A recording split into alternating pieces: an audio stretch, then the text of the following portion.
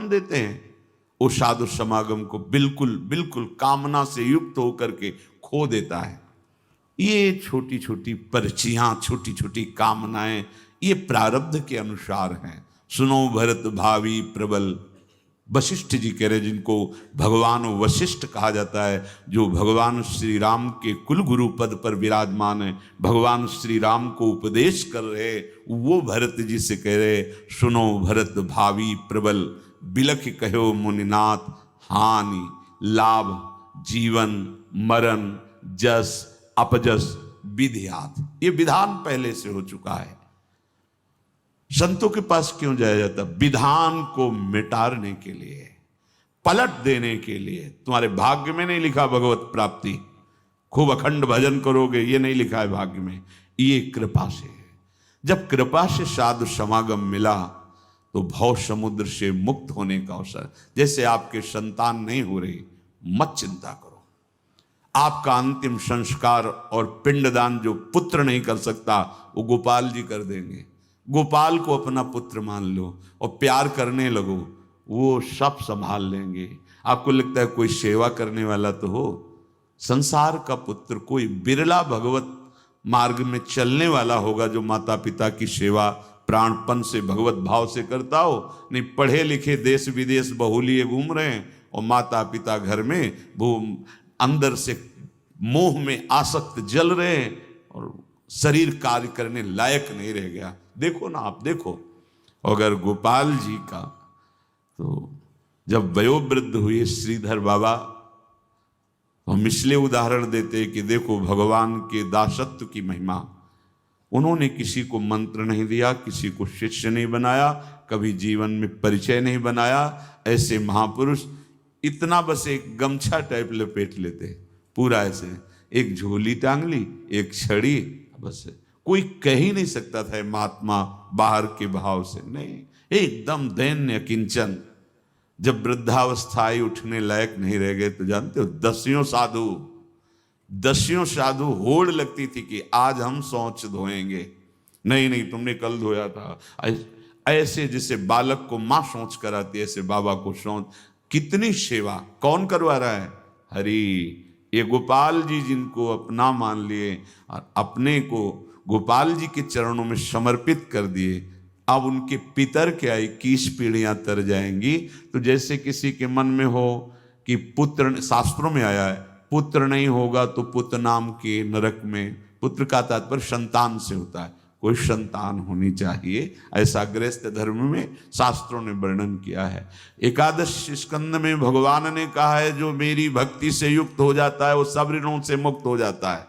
मातृण, पितृण, देव ऋण, ऋषि ऋण, सब ऋणों से मुक्त, क्योंकि जीवन का परम लाभ प्रभु। तो हमारे भाव में यदि आ जाए कि भगवान मेरे बेटे, और गोपाल जी को विराजमान कर लो, सब संभाल लेंगे, इनसे बड़ा कोई बेटा नहीं है। और तन्मयता करोगे तो तुम्हें दिखाई देंगे, जैसे यशोदा मैया से दुलार करते थे वैसे तुमसे करेंगे। ये हम देखी बात कह रहे हैं। एक माता जी थी, बहुत ही वैराग्यवान, ये 20-25 वर्ष की बात होगी, टाट लगाती थी और एक ऐसे झूला जिसमें गोपाल जी, इधर झोली इधर झोली, टाफी लड्डू दूध, ये ऐसे स्वयं टाट लगाए, रज लगा शरीर में। और जब चलते चलते रुक जाती और गोपाल, अच्छा तुझे भूख लगी, थोड़ा दूध पिलाया, थोड़ा मीठा पिलाया। कभी इस पेड़ के नीचे विश्राम कर लिया, कभी उस पेड़ के नीचे, जो मिला गोपाल को। गोपाल की माँ नाम से हमारे वृंदावन में वो प्रसिद्ध थी, गोपाल की माँ। भगवान को जिस भाव से दुलार करो वैसे दुलार कर। तुम्हें ये चिंता नहीं करनी मेरा कोई नहीं, वास्तविक कोई नहीं, हरि के सिवा तुम जान नहीं पा रहे।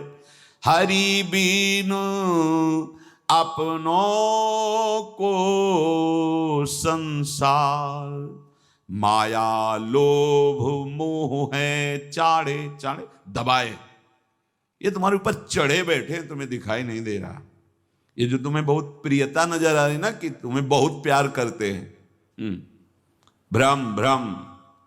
एक कदम परमार्थ में ना चला जाए, इसलिए ये तुम्हारे ऊपर चढ़े बैठे हैं। कौन? मोह माया, मैं और मोर तोर तैं। माया, माया लोभ मोह, ये सब तुम्हें दबाए हुए कि कहीं तुम माया की रेखा क्रॉस करके परमार्थ में कदम न रख दो। और इसके समीप ही एक नदी बहती है, काल नदी की धार। अब ये दबाकर तुम्हें काल नदी में फेंक देंगे। माया, लोभ, मोह ये दबाए हुए हैं, ये क्या करेंगे? परमार्थ में चलने नहीं देंगे और इसके बाद उठा के तुम्हें काल नदी में फेंक देंगे। काल के प्रवाह में बहते हुए न जाने कौन कौन सी योनियों में पहुंच जाओगे, कौन कौन सी दुर्गति भोगोगे। ये मानव देह इनसे मुक्त होने के लिए मिला है। माया से, मोह से, लोभ से, काम से, क्रोध से, इनसे मुक्त होने के लिए मिला है। जो तुम्हारा परिवार है, मित्र हैं, तुम्हें समाज प्यार करती है, बस वो उतना ही समझ लो। ज्यों जन संगति होत नाव में, राहत न परले पार। तैसे धन दारा सुख संपत्ति, बिछुरत लगे न बार। हरि बिनु अपनों को संसार। जैसे बड़ी नौका में सैकड़ों लोग बैठे हैं, आपस में बात कर रहे हैं, हंस रहे हैं, ऐसा लग रहा है सब एक घर के हैं। नाव किनारे लगी, सब अपने अपने उतरे और चले गए, कोई किसी से नहीं पूछता। ऐसे ही परिवार के जन, तुम चाहे जितना प्यार करो, उसका समय आया चला गया, वो तुम्हें दोबारा स्मरण नहीं करेगा। जहां शरीर छोड़ा अब वो दोबारा स्मरण, वो तो बंधन में है या मुक्त हो गया, दोनों बातें। जो भजन करने वाले मुक्त हो गए, जो माया से युक्त है वो बंद कर अन्य कर्मों का दंड भोगते हुए फिर अन्य योनियों में जाएंगे, और तुम उनकी याद में अपना जीवन रो रो के बिता दोगे। कह रहे कि मत अंदर से राग करो। जैसे नौका में बैठे अपने अपने उतर गए, स्टेशन में बैठे हंसकर बातें कर रहे हैं, चाय पी रहे हैं, जी आप कहाँ के हो, आपको कहाँ जाना, बातें हो रही। गाड़ी आ गई, वो बात छोड़ा, अपनी गाड़ी में बैठा चला गया। बात करते करते प्राण निकल गए, खाते खाते प्राण निकल गए, चल रहे हैं प्राण निकल गए, हंस रहे हैं प्राण निकल गए, नाच रहे हैं प्राण निकल गए। कितने ऐसे आपको, क्यों प्राण निकल गए? समय आ गया, समय रूपी गाड़ी में बैठे चले गए, कौन तुम्हें पूछता है? तुम राग किए हो तो जीवन बर्बाद करो। ऐसे ही ये धन, ये शरीर, ये संबंध, अगर आपने इनमें भगवत भाव, भगवत समर्पण नहीं किया तो धोखे में तुम्हारा पूरा जीवन नष्ट हो जाएगा। मानुष जन्म नाम नर हरि को, ये मिले न बारंबार। इही तन छन भंगुर के कारण, गर्वत कहा गंवार। ए मूढ़, ये मनुष्य का जन्म और भजन करने का समय, ये दो बार बार नहीं दिए जाते। बार बार तो बनत नहीं, ये समझ लो दुर्लभ वस्तु आपको प्राप्त है। सुत दारा धन लक्ष्मी पापियों के घर होए, संत समागम हरि कथा तुलसी दुर्लभ दो। सूरदास जी कह रहे, मानुष जन्म नाम श्री हरि को, ये मिले न बारंबार। यही तन क्षण भंगुर के कारण, गर्वत कहा गंवार। हरि बिनु अपनों को संसार। ऐ मूढ़, ऐ अहंकारी, किस बात का अहंकार कर रहा है? धन संपत्ति, शरीर बल, लोक बल, व्यवहार बल, ये सब क्षण में नष्ट हो जाने वाला है। यही तन क्षण भंगुर, तुम्हारा शरीर भी क्षण भंगुर, ये सब क्षण भंगुर। दो चीजें दुर्लभ हैं, क्या? मनुष्य शरीर और भजन करने का समय। एक बड़े महापुरुष के समीप बैठे हुए थे, बहुत कम बोलते थे, तो बोले, बच्चा, गांव की भाषा, गांव की, ये लाल कपड़ा पहन लिए हो तो जानते हो किसका मतलब क्या है? कहा नहीं स्वामी जी। संतों से जितना ले सको इसलिए अपना ज्ञान मत बघारो उनके सामने। और प्रायः दो चार बातें जो सीख ली जाती ना, तो बड़े महापुरुषों के सामने जाकर वही बातें हम हम अपने को ज्ञानी सिद्ध करना चाहे।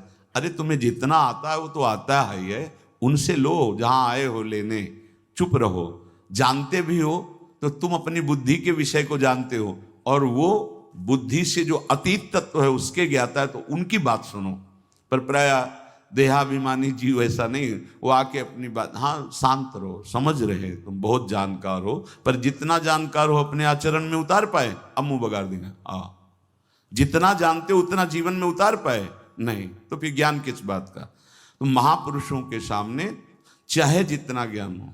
एक आए थे, वो हमें तो प्रभु का उनका नाम भी याद नहीं आ रहा, जो बहुत उनकी पदवियां थी आचार्य की, विद्वान, संस्कृत के, वेद के, व्याकरण के, क्या क्या ऐसे, इतनी दैन्यता।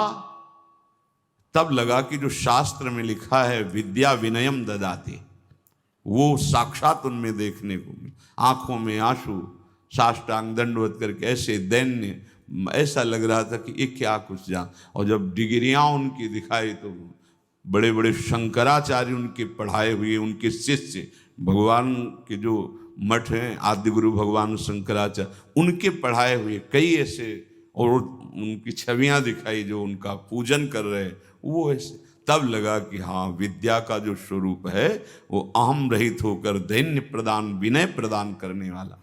और हम लोग दो चार बातें जानते हैं तो वो हम जाकर संतों के सामने, ऐसे धोखे में मत रहो भाई। मन बहुत विचित्र है और अहम बहुत विचित्र है। हाँ, बहुत विचित्र है। इसीलिए गुरु बिनु भव निधि तरह न कोई, चाहे शिव विरंच सब। वो जब दृष्टि पड़ती तब लगता है छल कपट से तुझे भुलावे में डालने वाले, अब इस मन को और अहम को हम देख लेंगे, बस तुम भागना नहीं। ऑपरेशन इसका ऐसा हो जाएगा बिल्कुल पवित्र, और प्रियालाल की सेवा लायक बन जाओगे। भागना नहीं बस, क्योंकि ये जलाएगा जब इस पर प्रहार होगा गुरुदेव का, और गुरु की कृपा के बिना इनको सुधारना बड़ा असंभव, बड़ा असंभव। तो कह रहे हैं कि ये दो चीजें दुर्लभ है। पकड़ो दुर्लभ बात, मनुष्य जन्म मिल गया, कृपा से मिल गया, और समय भजन के लिए। तो उन महापुरुष ने कहा कि ये लाल कपड़ा रंगा के आप घूम रहे हो तो जानते हो इसका मतलब? नहीं महाराज जी, हम नहीं जानते। बोले काशाय वस्त्र अग्नि है, मानो आपका कुछ नहीं रहा, सब कुछ भस्म हो गया। इसको धारण किए हो तो केवल एक भगवान के सिवा कोई तुम्हारा नहीं। जी, आगे की बात समझना। लोग तुम्हें भगवान कहेंगे, लोग तुम्हें सरकार कहेंगे, लोग तुम्हें अवतार कहेंगे। शब्द थे महापुरुषों, हमने देखा जो सिद्ध महापुरुषों के शब्द थे ना, वो वही सब दिखाई देते। सावधान रहना, ये तुम्हारे समय को नष्ट करने के लिए माया आखिरी जाल डालेगी। डायरी में लिखा है हमारा, ये होगा लगभग 30-32 वर्ष पहले की बात। ये डालेगी, लेकिन फंसना नहीं। बैली आएगा, दाना डालेगा, जाल बिछाएगा, चुगना नहीं, स्वीकार मत कर। कैसी हरि कृपा होती है कि पहले से